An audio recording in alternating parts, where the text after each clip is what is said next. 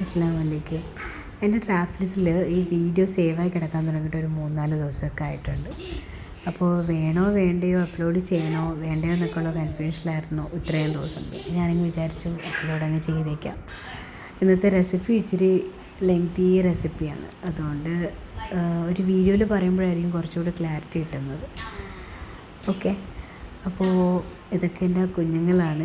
ഐഷു, ആദം, അയാൻ, ഹൈസ, എല്ലാവരും എൻ്റെ മക്കളാണ്.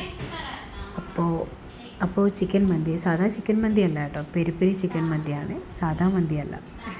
അപ്പോൾ അതിന് വേണ്ടിയിട്ട് നമുക്ക് ഫ്രഷായിട്ട് ചിക്കൻ എടുക്കണം. അത് നന്നായിട്ട് ക്ലീൻ ചെയ്ത് നമ്മൾ അതിനകത്തുള്ള വെള്ളമെല്ലാം കംപ്ലീറ്റ്ലി മാറ്റി നമുക്കതിനെ മാരിനേറ്റ് ചെയ്യാനായിട്ട് ഉണക്കമുളക് ചൂടുവെള്ളത്തിൽ കുറച്ച് സമയം സോക്ക് ചെയ്ത് വെച്ചിട്ട് മിക്സിയുടെ ജാറിലോട്ടിട്ട് വെളുത്തുള്ളി, ബേ ലീഫ്, സവോള, നമ്മുടെ നാരങ്ങയുടെ സ്കിന്നില്ലേ അത്, പിന്നെ നാരങ്ങാ നീര്, പിന്നെ മുളക് പൊടി, കുറച്ച് മുളക് പൊടി, പിന്നെ സൺഫ്ലവർ ഓയിൽ കുറച്ച് ഒഴിച്ചു കൊടുക്കണം. ഒരിച്ചിരി സൺഫ്ലവർ ഓയിൽ ഒഴിച്ചു കൊടുക്കണം.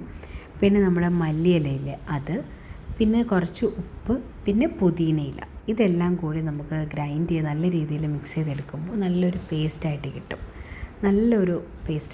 അപ്പം ഒട്ടും വെള്ളമില്ല, ഇതിലും ചിക്കനിൽ വെള്ളമില്ല.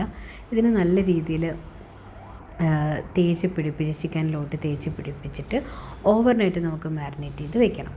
ഓവർനൈറ്റ് ചെയ്യാൻ പറ്റിയില്ല എന്നുണ്ടെങ്കിൽ ഒരു 3-4 hours എങ്കിലും കുറഞ്ഞത് നമുക്ക് ഫ്രിഡ്ജിലോട്ട് മാറ്റി വെച്ചിട്ട് വേണം ചെയ്യാൻ. ഇതിന് നമുക്ക് അല്ലെങ്കിൽ മസാലയൊന്നും അതിനകത്ത് ഉള്ളിലോട്ട് പിടിക്കില്ല. ഓക്കെ, അപ്പോൾ ഇതിന് നമുക്ക് ഫ്രൈ ചെയ്തെടുക്കാനായിട്ട് സൺഫ്ലവർ ഓയിലാണ് വീണ്ടും ഉപയോഗിക്കുന്നത്. ഫുൾ സൺഫ്ലവർ ഓയിലിൻ്റെ കളിയാണ്. ഇതിന് നമുക്ക് വലിയ പീസസ് ആണല്ലോ, അപ്പം ഇത് നമുക്ക് സ്ലോ കുക്ക് ചെയ്ത് വേണം എടുക്കാൻ. അപ്പോൾ അകത്തൊന്നും നല്ല രീതിക്ക് കുക്കാവില്ല സ്ലോ കുക്ക് ചെയ്തില്ല എന്നുണ്ടെങ്കിൽ. ഇത് കണ്ടോ, ഒരു കരിഞ്ഞ രീതിക്ക് നമുക്ക് കിട്ടും.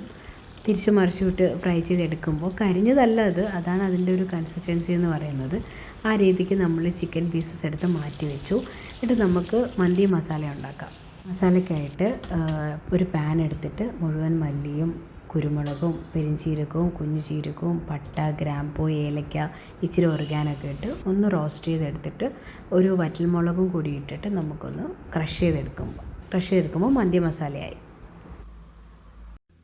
നമുക്കിനി ചോറാക്കാനായിട്ട് വലിയൊരു പാത്രത്തിൽ സൺഫ്ലവർ ഓയിലിൽ സവോളയും വെളുത്തുള്ളി ഇട്ട് നന്നായിട്ടൊന്ന് വഴറ്റാം. എന്നിട്ട് നമുക്ക് പച്ചമുളകും ക്യാപ്സിക്കം ഉണ്ടെങ്കിലും മതി. എൻ്റെ കയ്യിലുണ്ടായിരുന്നു, 3 കളറും ഉണ്ടായിരുന്നു. വളരെ കുറച്ച് ക്വാണ്ടിറ്റിയിൽ എടുത്തിട്ട് നന്നായിട്ട് ഒന്ന് വഴറ്റി കൊടുക്കുക വീണ്ടും.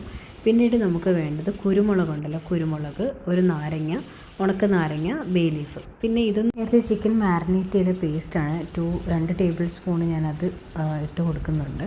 പിന്നെ കുറച്ച് മന്തി മസാലയും കൂടി ഇട്ട് നന്നായിട്ട് വഴറ്റിയതിന് ശേഷം എടുത്ത് വെച്ചിരിക്കുന്ന റൈസ് എത്രയാണോ ആ അളവിന് വെള്ളം ഒഴിച്ചു കൊടുക്കുക. ഉപ്പും മാഗിയുടെ ചിക്കൻ ക്യൂബ്സ് ഉണ്ടല്ലോ അതും കൂടി ഇട്ടതിന് ശേഷം നന്നായിട്ട് വെട്ടിത്തിളച്ച് വരുമ്പോൾ നമുക്ക് റൈസ് ഇട്ട് കൊടുക്കാം.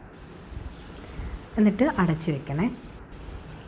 നമുക്ക് അടച്ച് വെച്ച് തുറന്ന് കഴിയുമ്പോൾ നല്ല രീതിക്കുള്ള മണവും ചോറൊക്കെ നല്ല പാകപ്പെട്ടിട്ടുണ്ടാവും. ഈ പാകപ്പെട്ട ചോറിലോട്ട് നമ്മുടെ മന്തി ചിക്കൻ പീസസ് വെച്ചിട്ട് കനൽ വയ്ക്കുക. ബൗളിൽ കനൽ വെച്ചിട്ട് എണ്ണ ഒഴിച്ചു കൊടുത്തിട്ട് അടച്ച് വെച്ചിരുന്നാൽ മതി.